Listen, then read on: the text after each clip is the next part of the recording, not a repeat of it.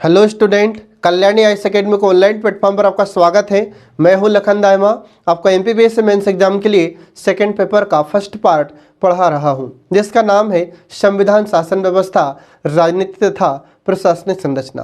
Friend, आज मैं आपको पढ़ाने वाला हूं सूचना आयोग के बारे में, और इस सूचना आयोग से संबंधित हम दो आयोग पढ़ाएंगे आपको, जिसमें पहले आयोग का नाम होगा केंद्रीय सूचना आयोग और दूसरा होगा राज्य सूचना आयोग। फ्रेंड, ये सूचना आयोगों की स्थापना हमारे भारत में क्यों की गई है? क्योंकि कभी कभी क्या होता है कि हम किसी कार्यालय में सूचना मांगने के लिए जाते हैं और सूचना देने से इनकार कर दिया जाता है, तो हम उस कर्मचारी या उस अधिकारी के खिलाफ यहाँ पर हम शिकायत दर्ज करा सकते हैं। ठीक है, तो लोगों को सूचना प्राप्त हो, ठीक है, और उन्हें सूचना का अधिकार प्राप्त हो, इसके लिए हमारे भारत में एक सूचना का अधिकार अधिनियम पारित किया गया था, जिसको हम राइट टू इन्फॉर्मेशन कहते हैं, या सूचना का अधिकार अधिनियम 2005 जिसको नाम दिया गया था। तो उस अधिनियम के तहत हमारे भारत में लोगों को सूचना का अधिकार प्रदान किया गया है। तो कोई भी व्यक्ति किसी भी सरकारी कार्यालय में सूचना मांग सकता है, ठीक है, और जब उसे सूचना देने से मना कर दिया जाता है तो वह केंद्रीय सूचना आयोग या राज्य का सूचना आयोग में अपनी शिकायत दर्ज करा सकता है। तो इन्हीं उद्देश्यों को ध्यान में रखते हुए इन आयोगों की स्थापना भारत में की गई है। तो चलिए फ्रेंड, इसमें शुरू करते हैं। पहले केंद्रीय सूचना आयोग। तो केंद्रीय सूचना आयोग यह केंद्र के स्तर पर कार्य करता है, और इसकी स्थापना कब की गई थी? तो इसकी स्थापना वर्ष 2005 में की गई थी। किसके द्वारा इसकी स्थापना की गई थी फ्रेंड? तो आपको याद रखना होगा कि यह केंद्र सरकार के द्वारा स्थापित किया गया था। इसका मुख्यालय कहाँ पर है? तो इसका मुख्यालय है नई दिल्ली में। तो 3 नंबर में आपसे क्वेश्चन पूछा जा सकता है केंद्रीय सूचना आयोग के बारे में। तो अगर 3 नंबर में आपसे क्वेश्चन पूछा जा रहा है तो आपको लिखना होगा इसका स्थापना वर्ष, इसका मुख्यालय और किस अधिनियम के तहत इसकी स्थापना की गई है। तो सूचना का अधिकार अधिनियम 2005 के तहत इस आयोग की स्थापना की गई है। इतना आपको 3 नंबर में लिखना होगा। ठीक है फ्रेंड, तो हमारे भारत में लोगों को सूचना का अधिकार दिलाने के लिए संसद के द्वारा एक अधिनियम पास किया गया था, जिसका नाम था सूचना का अधिकार अधिनियम 2005। ठीक है, तो इसी अधिनियम के माध्यम से इस आयोग की स्थापना की गई है, जो केंद्र स्तर पर कार्य करता है। इस आयोग का उद्देश्य क्या है? तो आपको याद रखना होगा कि यह केंद्र सरकार एवं केंद्र शासित प्रदेशों के अधीन कार्यरत कार्यालयों, वित्तीय संस्थानों, सार्वजनिक क्षेत्र के उपक्रमों आदि के बारे में शिकायतें और अपील की सुनवाई करता है। आ रहा समझ में? ये आपको ध्यान रखना होगा फ्रेंड, ये इसका मुख्य उद्देश्य है। तो एग्जाम में अगर आपसे 3 नंबर में पूछा जाता है कि केंद्रीय सूचना आयोग का उद्देश्य क्या है, तो आपको यह उद्देश्य लिखना होगा। जैसा एग्जाम में आपसे क्वेश्चन पूछा जाए वैसा आपको आंसर लिखना होगा। ठीक है, अब इसके बाद देखिए इस आयोग की संरचना किस प्रकार की होगी, अर्थात इस आयोग में कौन कौन होंगे। तो इस आयोग में आरंभ में गठन के समय 5 आयुक्त थे, जिनमें से एक मुख्य सूचना आयुक्त था, ठीक है, और इसमें अन्य सूचना आयुक्त थे। वर्तमान में इस आयोग में एक मुख्य सूचना आयुक्त होता है और इसके अतिरिक्त इसमें 6 अन्य सूचना आयुक्त होते हैं, और अधिकतम संख्या इनकी 10 हो सकती है, इससे ज़्यादा नहीं हो सकती। ये आपको ध्यान रखना फ्रेंड। लेकिन वर्तमान में पूछा जाए कि वर्तमान में इनकी संख्या कितनी है, तो इसमें 6 अन्य सूचना आयुक्त हैं और एक इसमें मुख्य सूचना आयुक्त है, जो आपको याद रखना होगा। इसके बाद में जो मुख्य सूचना आयुक्त होता है और अन्य सूचना आयुक्त होते हैं, इनकी नियुक्ति किसके द्वारा की जाती है फ्रेंड? तो आपको याद रखना है कि इनकी नियुक्ति भारत के राष्ट्रपति के द्वारा की जाती है। लेकिन हमारे राष्ट्रपति भी एक समिति होती है और उस समिति की सिफारिश पर इनकी नियुक्ति करते हैं। और इस समिति में कौन कौन होते हैं फ्रेंड? तो आपको याद रखना है, एक समिति सिफारिश करती है और इस समिति की सिफारिश पर मुख्य सूचना आयुक्त, अन्य सूचना आयुक्तों की नियुक्ति राष्ट्रपति के द्वारा की जाती है। तो इस समिति में होते कौन कौन है? तो इस समिति में प्रधानमंत्री होते हैं, इसके बाद में लोकसभा में विपक्ष का नेता होता है, और प्रधानमंत्री के द्वारा मनोनीत एक कैबिनेट मंत्री होता है, जो इस समिति के सदस्य होते हैं, जो आपको ध्यान रखना फ्रेंड। और इस समिति की सिफारिश पर ही इस सूचना आयोग के मुख्य सूचना आयुक्त तथा अन्य सूचना आयुक्तों को नियुक्त किया जाता है। भारत में प्रथम सूचना आयुक्त किसे नियुक्त किया गया था? तो आपको याद रखना होगा वजाहत हबीबुल्ला।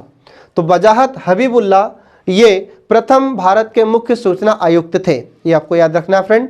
और वर्तमान में हमारे भारत में मुख्य सूचना आयुक्त कौन है? तो वर्तमान में है यशवर्धन कुमार सिन्हा, ये अप्रैल 2020 से हैं। फ्रेंड आपको याद रखना होगा कि जो वर्तमान सूचना आयुक्त हैं ये बदलते रहते हैं, जैसे अभी हमने आपको बताया है, तो हो सकता है कि आने वाले समय में इनके स्थान पर किसी और को नियुक्त कर लिया जाए। ठीक है, तो आपको हमेशा अपडेट रहना होगा वर्तमान सूचना आयुक्त से संबंधित। अब इसके बाद में इसकी योग्यता क्या होगी? ठीक है, तो जो केंद्रीय सूचना आयोग होता है, तो केंद्रीय सूचना आयोग का मुख्य सूचना आयुक्त तथा जो अन्य सूचना आयुक्त होते हैं इनके लिए योग्यताएं होती है, तो आपको याद रखना होगा। तो इस आयोग का अध्यक्ष एवं सदस्य बनने वाले सदस्यों को सार्वजनिक जीवन का पर्याप्त अनुभव होना चाहिए। इसके बाद में ये किसी राजनीतिक दल से संबंधित नहीं होना चाहिए और न ही किसी प्रकार के कोई लाभ का पद धारण करते हो। अगर ये लाभ का पद धारण करते हैं तो ये इस आयोग के मुख्य चुनाव आयुक्त या अन्य चुनाव आयुक्त नियुक्त नहीं किए जा सकते। इसके बाद में कोई लाभ का व्यापार भी ना करते हो और न ही कोई उद्यम करते हो, मतलब न तो लाभ कमाने के उद्देश्य से कोई व्यापार करते हो और न ही इनका कोई उद्योग हो। ठीक है, ये आपको ध्यान रखना फ्रेंड। इसके बाद में इन्हें विधि मतलब कानून का ज्ञान हो, विज्ञान, तकनीकी, सामाजिक सेवा प्रबंधन, पत्रकारिता, जनसंचार और प्रशासन आदि का विशेष अनुभव होना चाहिए। इसके बाद फिर अगली योग्यता है कि उन्हें संसद या किसी राज्य विधानमंडल का सदस्य नहीं होना चाहिए। ये योग्यता जो धारण करता है उसे केंद्रीय सूचना आयोग का मुख्य सूचना आयुक्त या अन्य सूचना आयुक्त नियुक्त किया जा सकता है। ये आपको ध्यान रखना फ्रेंड। अब देखिए फ्रेंड, इसमें इस आयोग में जो मुख्य सूचना आयुक्त होते हैं और अन्य सूचना आयुक्त होते हैं, इनका कार्यकाल, तो इनका कार्यकाल कितना होगा ये देखिए इसमें। तो मुख्य सूचना आयुक्त एवं अन्य आयुक्त ऐसी अवधि जिसे केंद्र सरकार के द्वारा निर्धारित किया जाए। आ रहा समझ में? तो केंद्र सरकार के द्वारा जितनी भी अवधि इनके लिए निश्चित की जाएगी तब तक ये अपने पद पर कार्य करेंगे, या फिर 65 वर्ष की आयु, इन दोनों में से जो भी पहले होगा तब तक ये अपने पद पर कार्य कर सकते हैं। आ रहा समझ में? ये आपको ध्यान रखना होगा।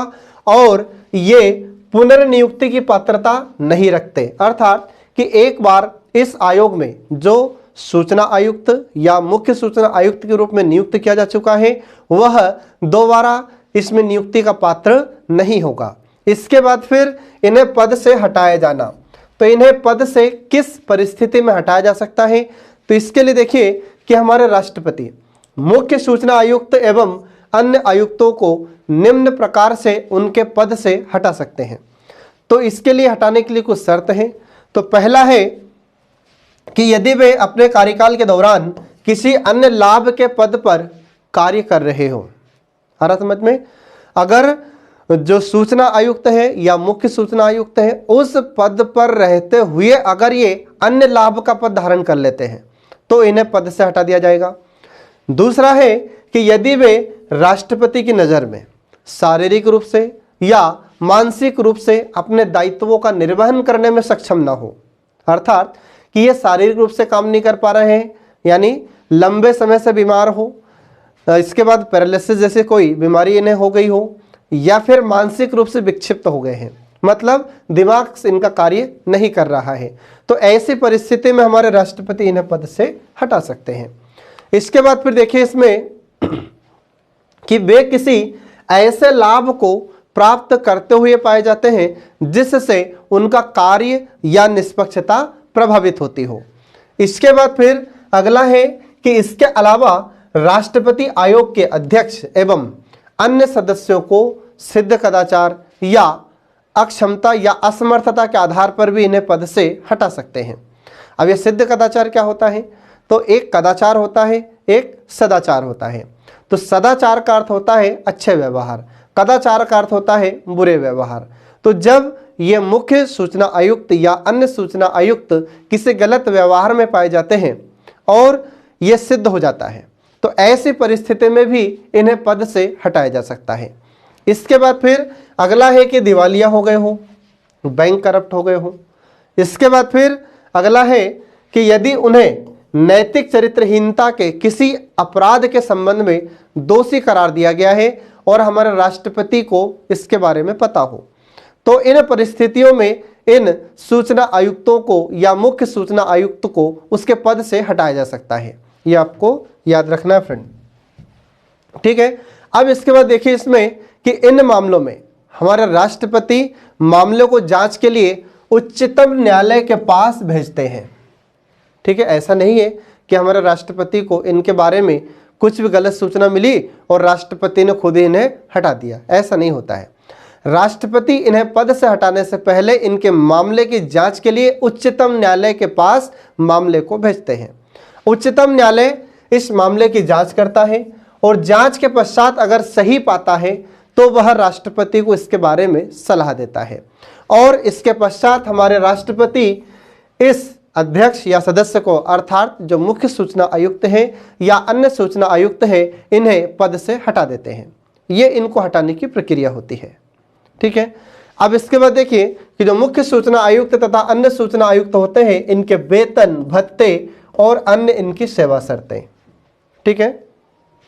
अब देखिए इसमें जो मुख्य सूचना आयुक्त होते हैं, तो मुख्य सूचना आयुक्त के वेतन, भत्ते एवं उसकी अन्य सेवा शर्तें केंद्र सरकार के द्वारा निर्धारित की जाती है, लेकिन उनके सेवा काल में उनके वेतन, भत्ते एवं अन्य सेवा शर्तों में कोई अलाभकारी परिवर्तन नहीं किया जाएगा। अलाभकारी परिवर्तन का अर्थ होता है कि उन्हें कोई वित्तीय हानि ना हो, ठीक है। तो इस प्रकार का कोई परिवर्तन नहीं किया जाएगा जब ये अपने पद पर रहते हुए कार्य करते हैं। इसके बाद फिर अगला आता है इनकी शक्तियां एवं कार्य। तो जो हमारा केंद्रीय सूचना आयोग होता है, इसकी शक्तियां कौन कौन सी हैं और इसके कार्य कौन से हैं। तो देखिए इसमें कुछ कार्य और शक्तियां। तो पहला है इसमें कि आयोग का यह दायित्व है कि वह किसी व्यक्ति से प्राप्त निम्न जानकारी एवं शिकायतों का निराकरण करेगा। तो जब इसे कोई जानकारी प्राप्त होती है तो उन शिकायतों का निराकरण करेगा। तो कौन कौन से शिकायतों का निराकरण करता है केंद्रीय सूचना आयोग। तो पहला देखिए इसमें कि जन सूचना अधिकारी की नियुक्ति न होने के कारण किसी सूचना को प्रस्तुत करने में असमर्थ रहा हो, तो इससे संबंधित भी सुनवाई करता है या ऐसे शिकायतों का निराकरण भी यह आयोग करता है। इसके बाद फिर दूसरा होता है कि उसने चाहिए गई जानकारी देने से मना कर दिया गया हो। तो ऐसा कोई कार्यालय का अधिकारी जिसने सूचना देने से मना किया हो, तो उसके संबंध में भी शिकायतें सुनता है और उस शिकायत का निवारण करता है। इसके बाद फिर अगला आता है कि उसने चाहिए गई जानकारी निर्धारित समय पर न दी हो। आ रहा समझ में। तो जिस व्यक्ति को जिस समय पर जो जानकारी चाहिए थी और उस समय में उसे जानकारी प्राप्त न हो पाई, तो ऐसी स्थिति में भी इस शिकायत का निराकरण यह आयोग करता है। इसके बाद फिर अगला आता है कि यदि उसे लगता हो कि सूचना के एवज में फीस मांगी जा रही है और यह फीस सही नहीं है, तो इस समस्या का समाधान भी करता है या ऐसी शिकायत का निवारण भी यह आयोग करता है।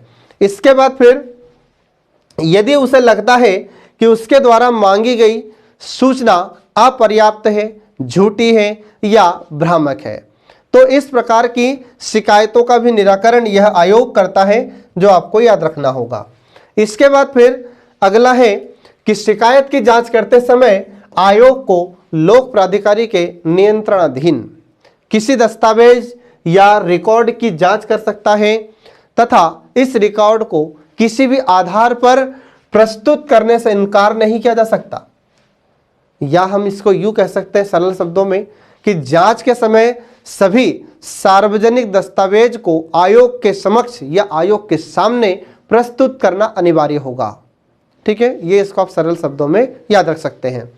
इसके बाद फिर आगे है कि आयोग को यह शक्ति है या आयोग को यह शक्ति प्राप्त है कि वह लोक प्राधिकारी से अपने निर्णयों का पालन सुनिश्चित करें, इसमें सम्मिलित है। तो यह भी शक्ति प्राप्त है इस आयोग को कि यह किसी अधिकारी को उसके द्वारा जो निर्णय लिया गया, आयोग के द्वारा जो निर्णय लिया गया है, इस निर्णय का पालन कराने के लिए भी यह आदेश दे सकता है, यह अधिकार भी इसके पास होता है। ठीक है, तो ऐसा है इसमें पहला पॉइंट कि किसी विशेष रूप में सूचना तक पहुंच सुनिश्चित करना हो।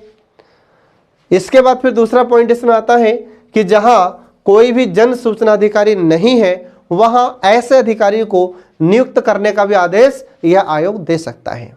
हो सकता है कि किसी कार्यालय में कोई सूचना अधिकारी नहीं है तो वहां पर भी एक सूचना अधिकारी को नियुक्त करने के लिए यह आयोग आदेश दे सकता है और इस आयोग के आदेश का पालन अनिवार्य रूप से किया जाता है। इसके बाद फिर अगला है कि सूचनाओं के प्रकार या किसी सूचना का प्रकाशन करना, यह भी इसका कार्य होता है। इसके बाद फिर अगला आता है कि रिकॉर्ड के प्रबंधन, रख रखाव एवं किसी प्रकार का कोई आवश्यक परिवर्तन करना हो तो यह आयोग कर सकता है। इसके बाद फिर अगला है कि इस अधिनियम के अनुपालन के संदर्भ में लोक प्राधिकारी से वार्षिक प्रतिवेदन प्राप्त करना, तो यह आयोग किसी भी अधिकारी से या जो भी लोक प्राधिकारी होता है उससे वार्षिक प्रतिवेदन या वार्षिक रिपोर्ट भी यह प्राप्त कर सकता है या मांग सकता है। इसके बाद फिर अगला है कि सूचना के अधिकार के बारे में प्रशिक्षण की व्यवस्था भी यह आयोग करता है। इसके बाद फिर अगला आता है कि आवेदक के द्वारा चाही गई जानकारी के न मिलने पर या उसे क्षति होने पर लोक प्राधिकारी को इसका मुआवजा देने का आदेश देना। आ रहा समझ में? तो जो भी आवेदक है जब सूचना मांगता है और सूचना उसे न मिले और उसे हानि हुई हो, किसी प्रकार की वित्तीय क्षति हुई हो, ठीक है, तो उस लोक प्राधिकारी को यह आदेश देगा कि उस व्यक्ति को, तत्संबंधी व्यक्ति को उसका मुआवजा उसे दिया जाए जो उसे हानि हुई है। इसके बाद फिर इस अधिनियम के अंतर्गत अर्थदंड लगाना, यह आयोग अर्थदंड भी लगा सकता है, मतलब जुर्माना भी लगा सकता है। इसके बाद फिर किसी याचिका को अस्वीकार भी कर सकता है। अगर आयोग को लगता है कि जिस आवेदक ने जो आवेदन किया सूचना के लिए और वह सूचना देने लायक नहीं है तो आयोग उस याचिका को अस्वीकार भी कर सकता है। आ रहा समझ में? ये आपको याद रखना फ्रेंड। इसके बाद फिर आगे देखिए इसमें कि इस अधिनियम के क्रियान्वयन के संदर्भ में आयोग अपना वार्षिक प्रतिवेदन केंद्र सरकार को देता है और केंद्र सरकार इस रिपोर्ट को, इस प्रतिवेदन को दोनों सदनों के समक्ष या दोनों सदनों के पटल पर पेश करती है। इसको याद रखना है आपको। इसके बाद फिर जब कोई लोक प्राधिकारी इस अधिनियम का पालन नहीं करता है तो आयोग इस संबंध में आवश्यक कार्रवाई भी कर सकता है। अगर आयोग को ऐसा लगता है कि जो भी लोक प्राधिकारी है वह अधिनियम का पालन नहीं कर रहा है तो उस पर कार्रवाई भी यह आयोग कर सकता है। आ रहा समझ में? जैसे अगर आप जिला स्तर पर किसी अधिकारी से सूचना मांगते हैं, ठीक है, और वह अधिकारी आपको सूचना नहीं देता है तो आप उसकी शिकायत दर्ज करा सकते हैं जिला सूचना अधिकारी के पास। और अगर जिला सूचना अधिकारी भी आपकी शिकायत दर्ज नहीं कर रहा है तो आप राज्य सूचना आयोग के पास अपनी शिकायत दर्ज करा सकते हैं। और अगर राज्य सूचना आयोग के पास भी आपकी शिकायत दर्ज नहीं की जा रही है तो आप सीधे केंद्रीय सूचना आयोग को शिकायत दर्ज करा सकते हैं। यहाँ पर आपकी सुनवाई अवश्य होगी। ठीक है, ये आपको ध्यान रखना है फ्रेंड। इसके बाद देखिए इसमें कि यदि किसी ठोस आधार पर कोई मामला प्राप्त होता है तो आयोग ऐसे मामले की जांच का आदेश भी देता है। ये इसकी स्वप्रेरणा शक्ति होती है, ये आपको ध्यान रखना फ्रेंड। इसके बाद फिर आगे देखिए इसमें कि जांच करते समय निम्न मामलों के संबंध में आयोग को दीवानी न्यायालय की शक्तियां प्राप्त होती है। तो जो केंद्रीय सूचना आयोग तो होता है तो केंद्रीय सूचना आयोग को दीवानी न्यायालय या सिविल न्यायालय की शक्तियां भी प्राप्त हैं। तो कौन कौन सी शक्तियां प्राप्त है? तो देखिए इसमें कि वह किसी व्यक्ति को प्रस्तुत होने एवं उस पर दबाव डालने के लिए समन जारी कर सकता है। समन का मतलब होता है बुलावा, ठीक है, तो समन जारी कर सकता है तथा मौखिक या लिखित रूप से शपथ के रूप में साक्ष्य प्रस्तुत करने का आदेश भी दे सकता है। आ रहा समझ में? ये आपको ध्यान रखना फ्रेंड। इसके बाद फिर अगला है कि किसी दस्तावेज को मंगाना एवं उसकी जांच करना। तो आयोग दस्तावेज को मंगा सकता है और उसकी जांच भी यह कर सकता है। इसके बाद फिर अगला है कि शपथ पत्र के रूप में साक्ष्य प्राप्त करना। शपथ पत्र के रूप में भी यह सबूत प्राप्त कर सकता है। इसके बाद फिर अगला पॉइंट आता है इसमें कि किसी न्यायालय या कार्यालय से सार्वजनिक दस्तावेज को मंगाना। आयोग को यह लगता है कि संबंधित या जो भी तत्संबंधी कार्यालय है उससे दस्तावेज मंगाना जरूरी है, तो वहां से दस्तावेज भी मंगा सकता है और तत्संबंधी कार्यालय को दस्तावेज भेजना पड़ता है, दस्तावेज देने से मना नहीं कर सकता। इसके बाद फिर अगला है कि किसी गवाह या दस्तावेज की जांच करने के लिए समन जारी करना। आ रहा समझ में? तो यह आयोग किसी भी गवाह को बुलाने के लिए, दस्तावेज की जांच करने के लिए समन जारी कर सकता है, मतलब बुलावा पत्र भी भेज सकता है। यह अधिकार या यह शक्ति इस आयोग के पास होती है। इसके बाद फिर कोई अन्य मामला जो निर्दिष्ट किया जाए, ठीक है, तो ये अधिकार या शक्तियां या कार्य इस आयोग के होते हैं। इसके अलावा देखिए फ्रेंड, इसमें जो राज्य का सूचना आयोग होता है, ठीक है, तो ये तो हमने आपको बताया भी केंद्रीय सूचना आयोग के बारे में। अब देखिए इसमें राज्य सूचना आयोग के बारे में, ठीक है। अब जो राज्य का सूचना आयोग होता है, तो राज्य का सूचना आयोग राज्य के स्तर पर कार्य करता है, केंद्र का सूचना आयोग केंद्र के स्तर पर कार्य करता है। तो राज्य का सूचना आयोग प्रत्येक राज्य में स्थापित किया जाता है, ठीक है। और ये राज्य के सूचना आयोग भी किस अधिनियम के तहत स्थापित किए गए हैं? तो ये राज्य सूचना आयोग भी सूचना का अधिकार अधिनियम 2005 के तहत राज्यों में स्थापित किए गए हैं। तो आपको ध्यान रखना फ्रेंड। तो देखिए इसमें आगे कि सूचना का अधिकार अधिनियम 2005 में न केवल केंद्रीय सूचना आयोग की स्थापना के बारे में वर्णन किया गया है, बल्कि राज्यों के स्तर पर भी राज्य सूचना आयोगों की स्थापना के बारे में भी इसमें प्रावधान किया गया है। तो जो सूचना का अधिकार अधिनियम 2005 था, इसमें यह प्रावधान किया गया है कि राज्यों के स्तर पर भी राज्य सूचना आयोगों की स्थापना की जाए। तो इसी अधिनियम को ध्यान में रखते हुए प्रत्येक राज्य में ये राज्य सूचना आयोगों की स्थापना की गई है। देखिए इसमें कि सभी राज्यों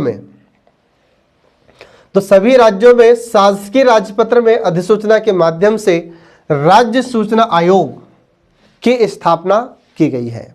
ये आपको ध्यान रखना फ्रेंड। और राज्य सूचना आयोग एक उच्च प्राधिकार युक्त स्वतंत्र निकाय होता है, मतलब कि राज्य में जो सूचना आयोग होता है यह अधिकार प्राप्त होता है या इसे अधिकार प्राप्त है, यह स्वतंत्र निकाय है, स्वतंत्र रहकर कार्य करता है, ठीक है, जो इसमें दर्ज शिकायतों की जांच करता है एवं उनका निराकरण करता है। ये आपको ध्यान रखना फ्रेंड। इसके बाद यह संबंधित राज्य सरकार के अधीन कार्यरत जो कार्यालय होते हैं, इसके बाद वित्तीय संस्थान होते हैं, इसके बाद फिर सार्वजनिक क्षेत्र के उपक्रम होते हैं आदि के बारे में शिकायत एवं अपील की सुनवाई करने का अधिकार रखता है। ये आपको ध्यान रखना है। इसके बाद फिर आगे देखिए इसमें, अब देखिए फ्रेंड इसमें राज्य सूचना आयोग की संरचना। तो जो राज्य सूचना आयोग होता है इसकी संरचना में कौन कौन होते हैं? तो इसमें देखिए एक इसमें मुख्य सूचना आयुक्त होता है तथा अन्य सूचना आयुक्त होते हैं, लेकिन इनकी संख्या 10 से अधिक नहीं हो सकती, ये आपको याद रखना है।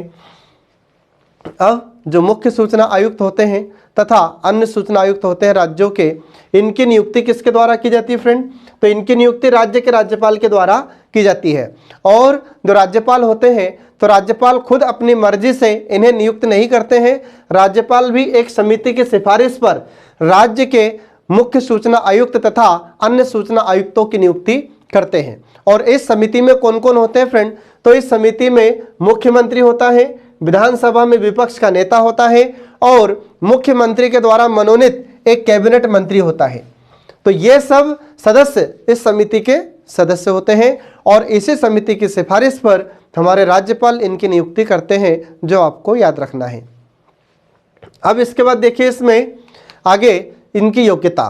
तो जो मुख्य सूचना आयुक्त बनना चाहता है या अन्य सूचना आयुक्त के रूप में नियुक्त होना चाहता है तो इसके लिए कुछ योग्यताएं होती हैं। तो योग्यता क्या होती है फ्रेंड? तो देखिए इसमें इस आयोग का अध्यक्ष एवं सदस्य बनने वाले सदस्यों को सार्वजनिक जीवन का पर्याप्त अनुभव होना चाहिए।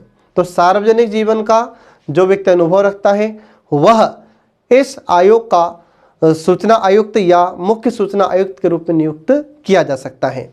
इसके बाद में इन आयुक्तों को विधि, विज्ञान, तकनीकी, सामाजिक सेवा, प्रबंधन, पत्रकारिता, जनसंचार, प्रशासन आदि का विशेष ज्ञान इन्हें होना चाहिए।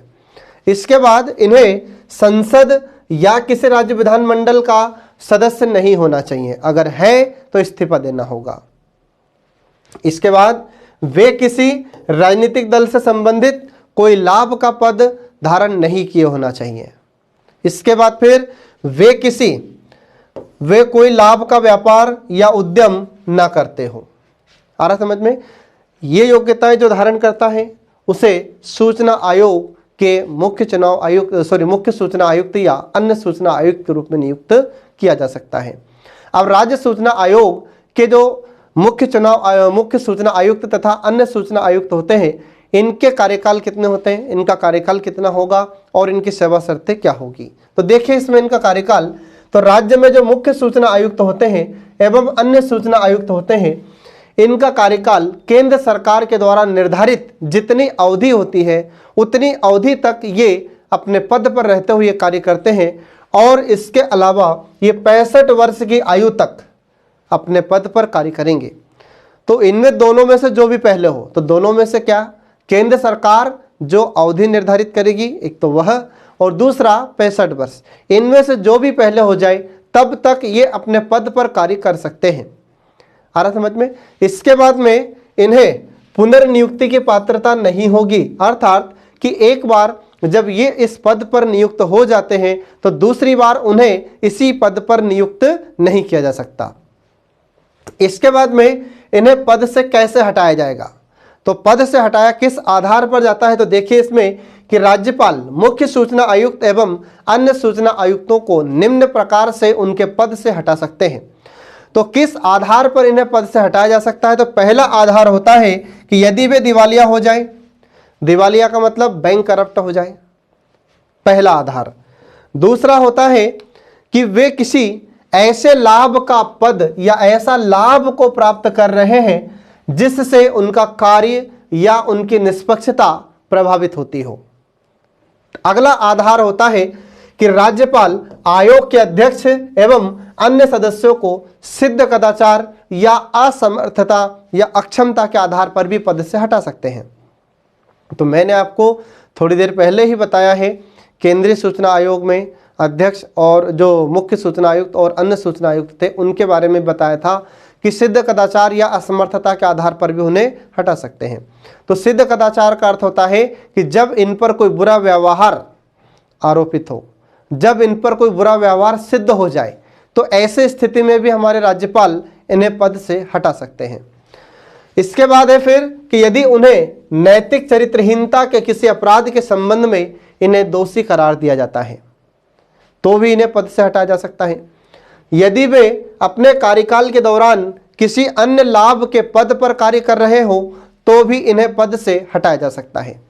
इसके बाद फिर यदि वे राज्यपाल की नज़र में शारीरिक रूप से, मानसिक रूप से कार्य करने में सक्षम न हो या अपने कर्तव्यों का निर्वहन करने में सक्षम न हो तो भी इन्हें पद से हटाया जा सकता है।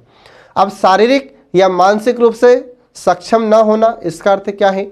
तो इसका अर्थ मैं थोड़ी देर पहले भी आपको बता चुका हूं कि शारीरिक रूप से सक्षम न होने पर जैसे लंबे समय से बीमार हो, पैरालिसिस जैसी बीमारी से ग्रसित हो जाए, या फिर इनका मस्तिष्क या इनका दिमाग कार्य नहीं कर रहा हो, पागल हो गए हो, तो ऐसी स्थिति में इन्हें पद से हटाया जा सकता है। ये आपको याद रखना होगा। इसके बाद में इनको पद से हटाने की प्रक्रिया किस प्रकार की हो गई? ऐसा नहीं है कि हमारे राज्यपाल को इनके बारे में पता चले कि ये आचरण से भ्रष्ट हो चुके हैं और हमारे राज्यपाल इन्हें डायरेक्ट हटा दे, ऐसा नहीं होता है। इनको हटाने के लिए एक प्रक्रिया होती है, तो वह प्रक्रिया आपको याद रखना होगा। जो प्रक्रिया है वह है कि राज्यपाल मामले को जांच के लिए उच्चतम न्यायालय के पास भेजते हैं, आ रहा समझ में? जो सूचना आयुक्त या मुख्य सूचना आयुक्त होता है, इसके बारे में कोई गलत जानकारी हमारे राज्यपाल को प्राप्त होती है तो हमारे राज्यपाल इनसे संबंधित मामले को उच्चतम न्यायालय के पास भेजते हैं।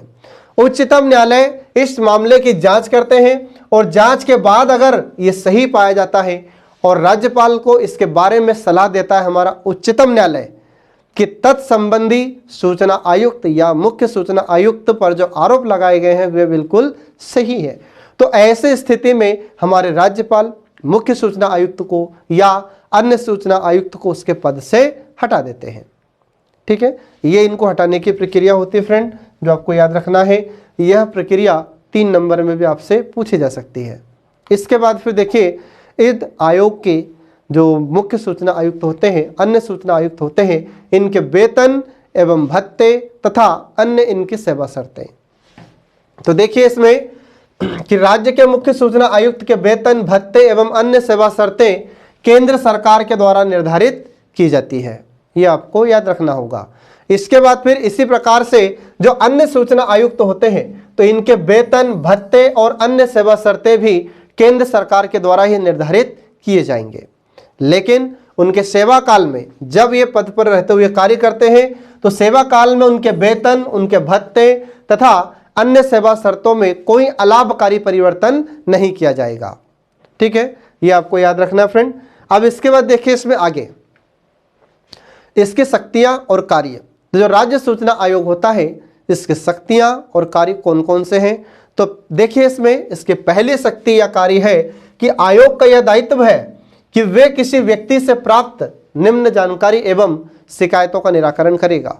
तो आयोग किस प्रकार की शिकायतों का निराकरण करेगा, तो देखिए इसमें कि जन सूचना अधिकारी की नियुक्ति न होने के कारण किसी सूचना को प्रस्तुत करने में असमर्थ रहा हो। आ रहा समझ में? तो यदि किसी जिले में या किसी क्षेत्र में सूचना अधिकारी की नियुक्ति नहीं हो पाई है तो उससे संबंधित भी आदेश यह आयोग दे सकता है। इसके बाद फिर उसे चाही गई जानकारी देने से मना कर दिया गया हो, तो अगर कोई सूचना प्राप्त करना चाहता है और सूचना उसे नहीं दी गई है तो भी ऐसी शिकायतों का निपटारा करता है। उसे चाही गई जानकारी निर्धारित समय में प्राप्त ना हो पाई हो, अगर कोई आवेदक सूचना प्राप्त करना चाहता है और जो निश्चित समय है उस निश्चित समय में उसे सूचना प्राप्त ना हो पाई है, प्राप्त नहीं हुई है, तो ऐसे स्थिति में भी इन शिकायतों का निपटारा करता है।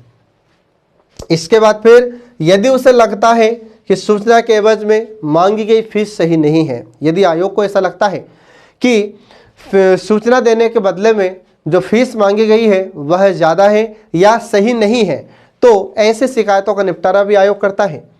यदि आयोग को ऐसा लगता है कि उसके द्वारा मांगी गई सूचना पर्याप्त झूठी या भ्रामक है, ठीक है, अगर कोई आवेदक किसी अधिकारी से सूचना मांगता है और वह सूचना जो मांगी गई है वह सूचना अपर्याप्त है, झूठी है, भ्रामक है और आयोग के पास अगर यह शिकायत दर्ज कराई जाती है तो आयोग इस शिकायत का निपटारा करता है। इसके बाद फिर आगे देखिए इसमें फ्रेंड कि सूचना प्राप्ति से संबंधित कोई अन्य मामला हो तो ऐसे मामले का निपटारा भी हमारा राज्य का सूचना आयोग करता है। इसके बाद देखिए फिर इसमें आगे कि यदि किसी ठोस आधार पर कोई मामला प्राप्त होता है तो आयोग ऐसे मामले की जांच का आदेश भी देता है। यह उसकी खुद की प्रेरणा से या स्व प्रेरणा से यह आदेश दे सकता है।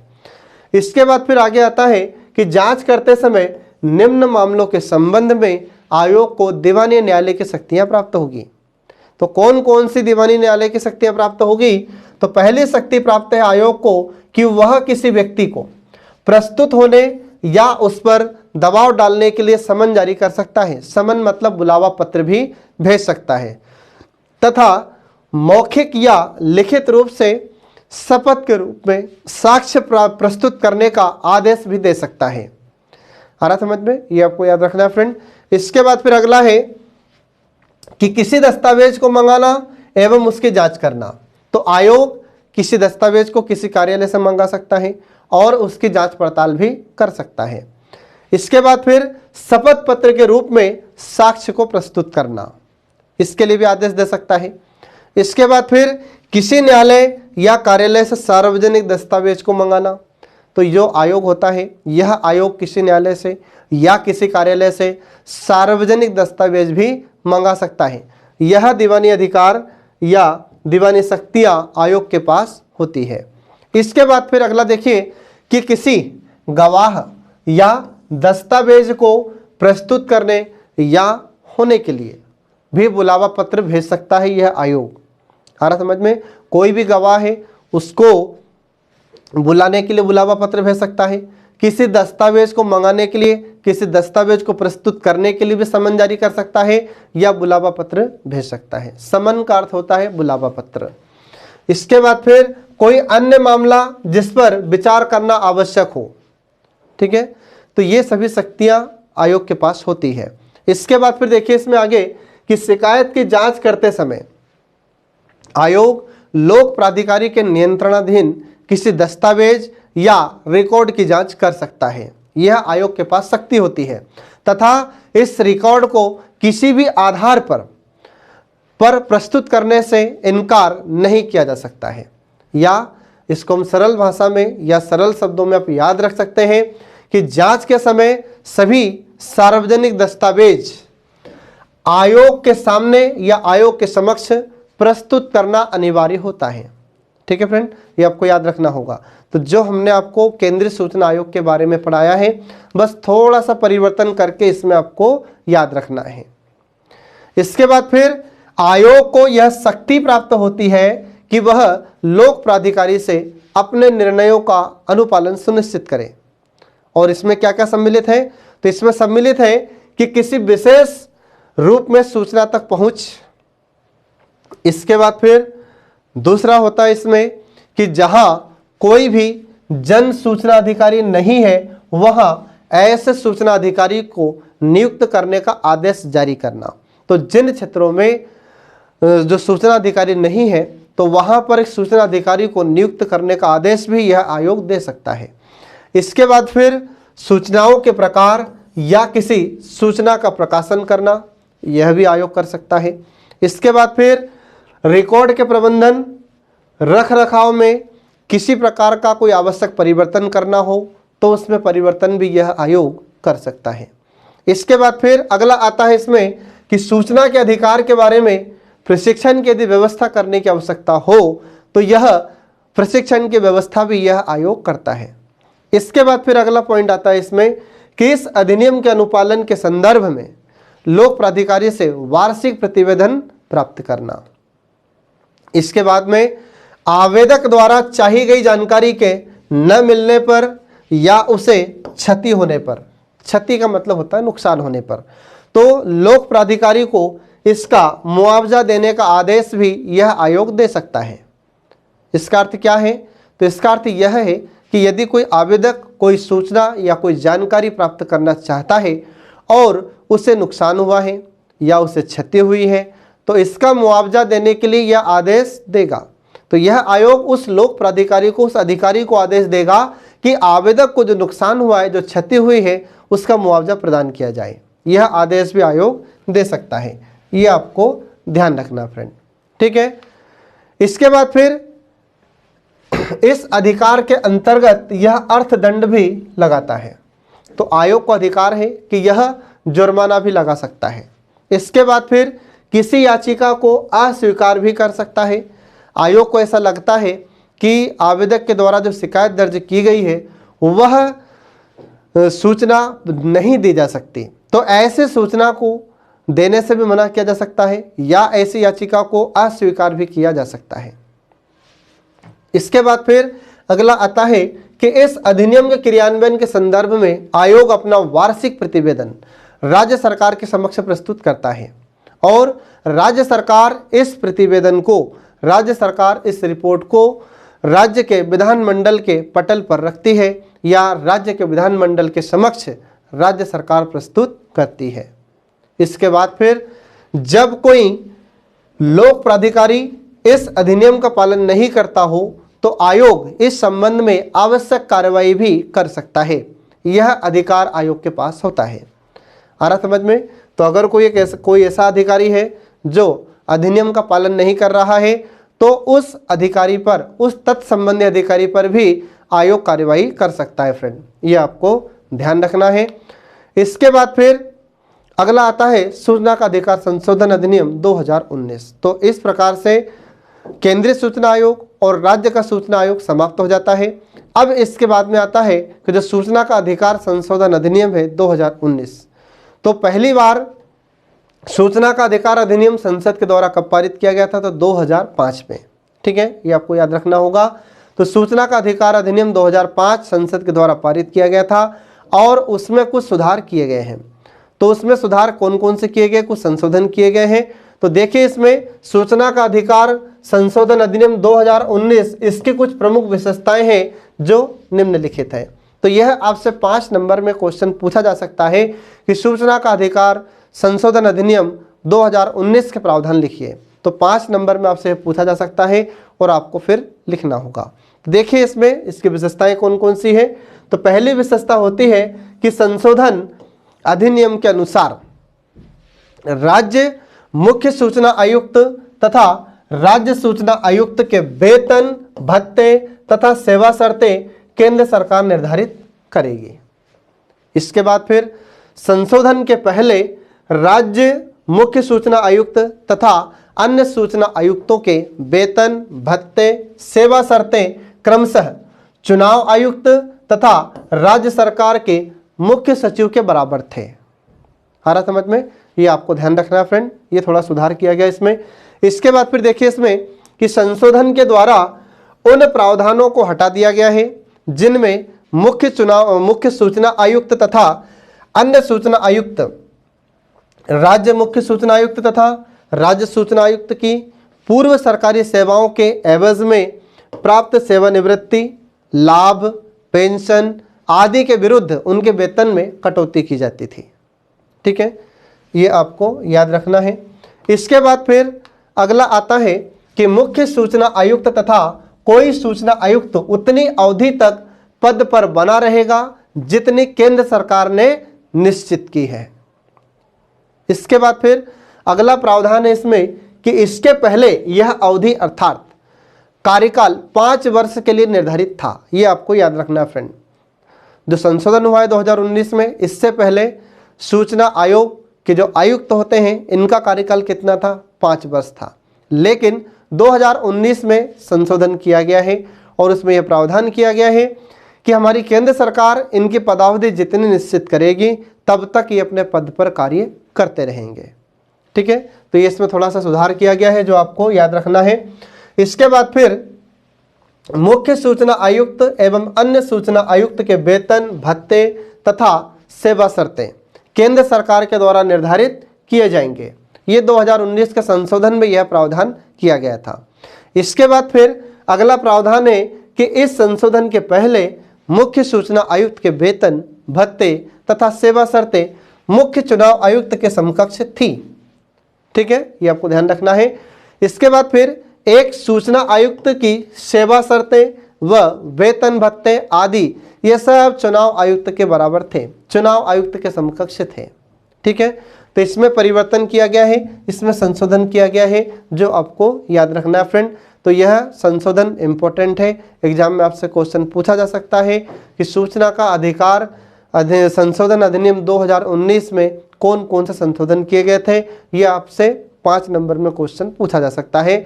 अगर यह क्वेश्चन ऐसा पूछा जाता है तो हमने आपको जो प्रावधान बताए हैं ये आपको परीक्षा में लिखने होंगे।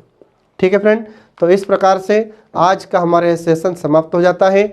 नेक्स्ट वीडियो हम जल्दी आपके लिए लेकर प्रस्तुत होंगे। तब तक के लिए पढ़ते रहिए, देखते रहिए हमारे कल्याणी IAS एकेडमी के सभी वीडियोस जो आपको MPPS मेंस एग्जाम में सफलता दिलाने में महत्वपूर्ण भूमिका निभाते हैं। Thanks for watching.